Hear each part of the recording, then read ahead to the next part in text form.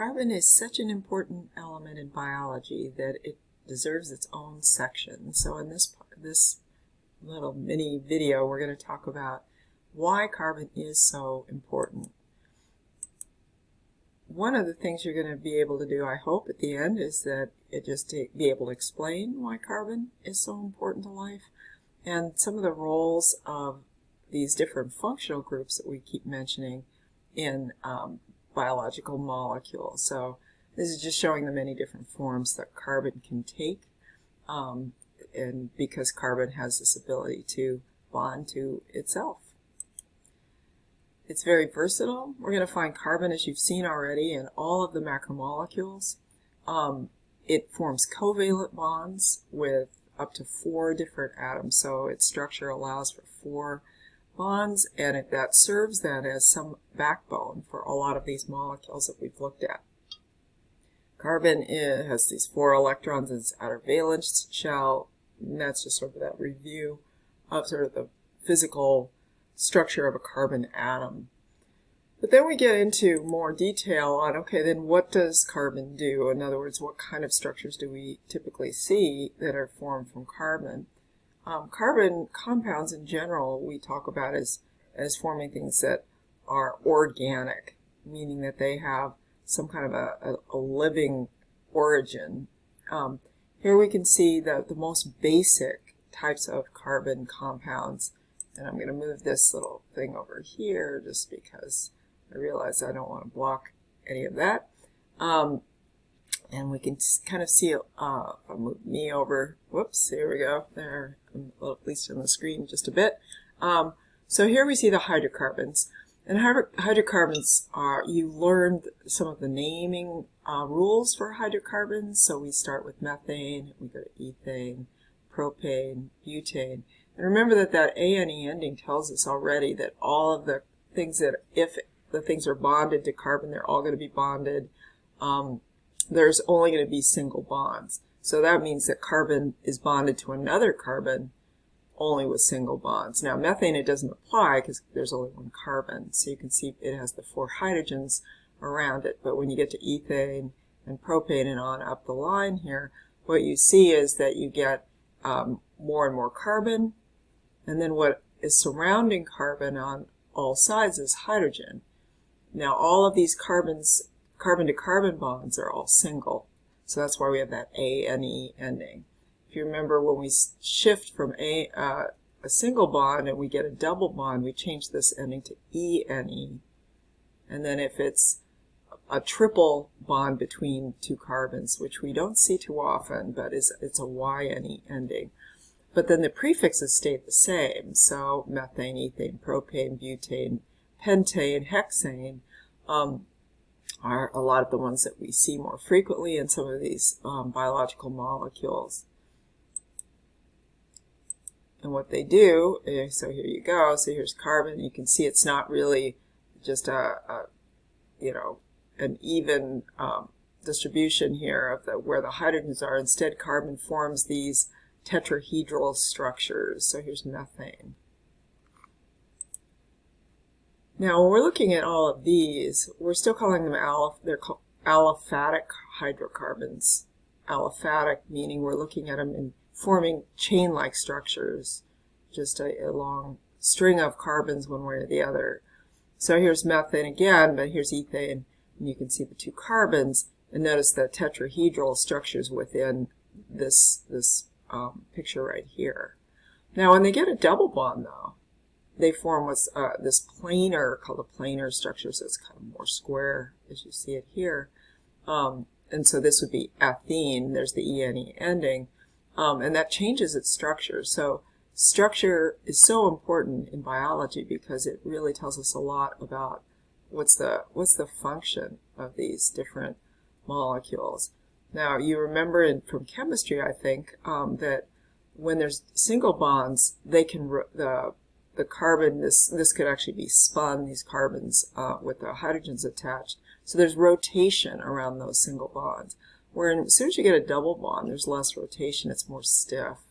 Or in the case that we're going to see in the lipids, when we're seeing the lipid tails, those hydrocarbons, again, that are on the tails, what we see is this kind of thing will create a kink within those molecules.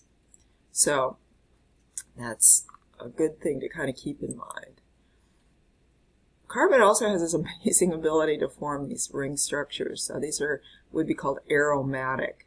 This cyclic form, sometimes you can see here that you can use the term cyclopentane. So if somebody says, oh, I need pentane, you want to know, is it the straight chain or aliphatic type, or are you looking at this type, this aromatic type, this cyclic form?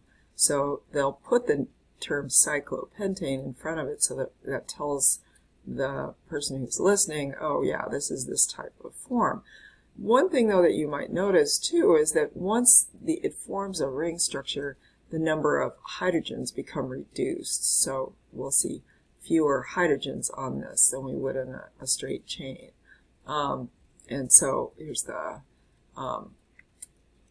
just to give you a quick view, but we talk about these very in particular only when we're looking at some of the big macromolecules and sort of recognizing that when we see these in macromolecules, when we see these kind of ring structures, what we know is that many of them, because they're hydrocarbons, are hydrophobic. And so, but notice it says down here, benzene, this one right here, look at all the alternating double and single bonds are very much a part of a lot of structures we see, including amino acids. We can see it in cholesterol. So these are some structures to note.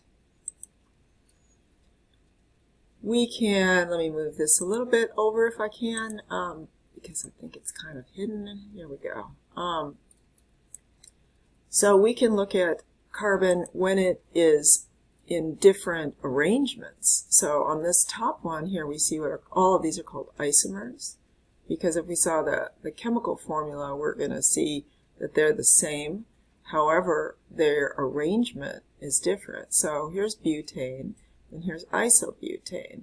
Still 4 carbons with the same amount of hydrogens, but notice that we have this branch point right here in the middle where that other carbon is connected here. If it's a geometric isomer, that is where we have the double bond. And when they're geometric isomers, we can talk about them as in relation to where those groups are that are around carbon.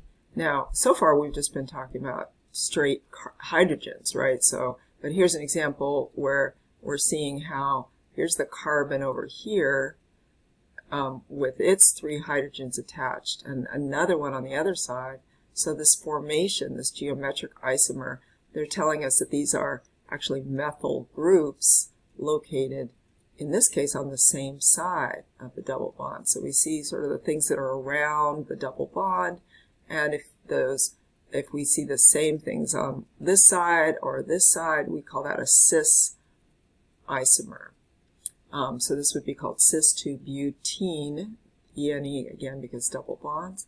Here's trans, where we see that these carbons with the hydrogens on them, or these methyl groups, are across that double bond. So those are geometric. So the cis and trans, remember, came into play a little bit. We used that term cis and trans when we were looking at Golgi, the Golgi apparatus, kind of as a way of designating what part of the Golgi apparatus some of these proteins were coming into and getting modified.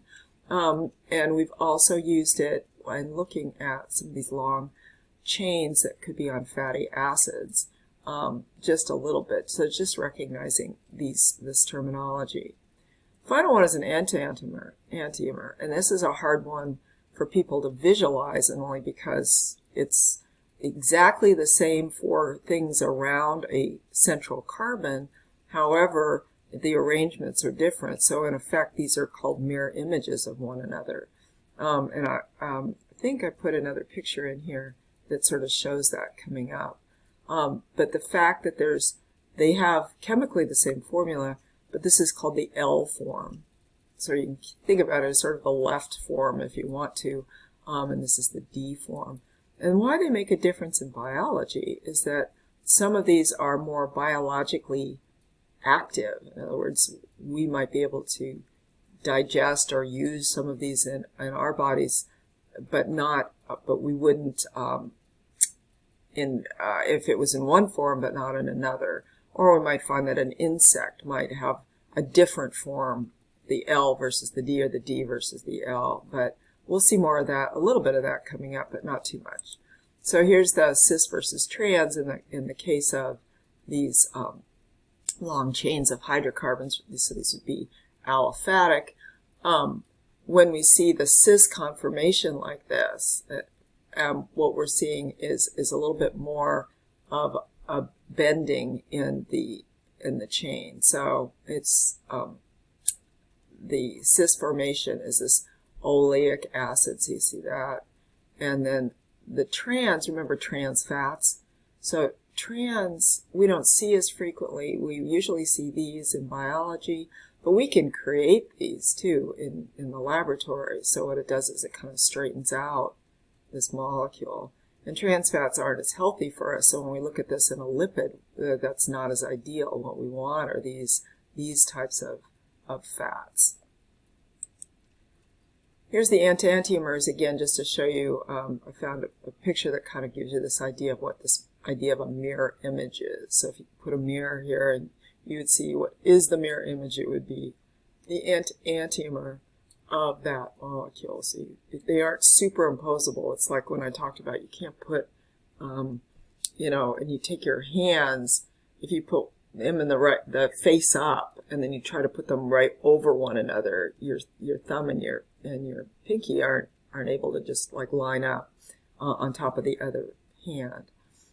So notice here that they tell us that the L forms of amino acids are really what are being used to make the proteins. So there are a lot of things that have these mirror images. Functional groups are so important. I'm going to see if I can slide this thing over. Nope, not too well. Let's see if I can. Whoop, nope, that's not working either. That's all right. So functional groups, here I'll move this table over just a little bit to show you that you really know most of these. I think we've talked about every single one of these functional groups. So if you look at it, you see here's the hydroxyl group, that OH. And what it tells us is that part of a molecule, when we find that, is something that would like water. Here's the methyl group, which is just that single carbon with those hydrogens surrounding it. And when we see those in a molecule, we know that those don't like water. So on the same molecule, even on the same amino acid, sometimes we'll see this and we'll see this. We'll see a combination of them. But what we know is that these would prefer not to be around water, and something OH hydroxyl would. And then most of these, as you can see, have some polarity to them. They either have a charge on them, or they have an oxygen. So here's our carbonyl group. Remember, we see this with carbohydrates, either at the top when it's an aldose form, or somewhere in the middle of a chain, which is the ketose. They like water. Carboxyl group, sometimes called carboxylic acid. These are the ones we see at the end of amino acids. They like water, and they actually release hydrogens to form the acid, the acidic piece of that. There's an amino group. Okay, it also has a charge on it. It can pick up a hydrogen, so it can be considered a base. Phosphate, we really don't look too much at this physical structure, except we see phosphates all over, like in ATP, adenosine triphosphate. Also interacts with water. And then this sulfohydryl, remember, this is the one, this functional group, it's also polar, and it forms these bridges between another sulfohydryl group on another part of a amino acid chain. So those disulfide bridges. Important chart to know. Here you can see some of the functions of these amino acids. So here's a hydrogen. We're seeing some hydrogen bonds here. We're seeing some of these ring structures that we just talked about. We see, and this right here, we're looking at DNA, right? So we're seeing how these different functional groups can interact here. So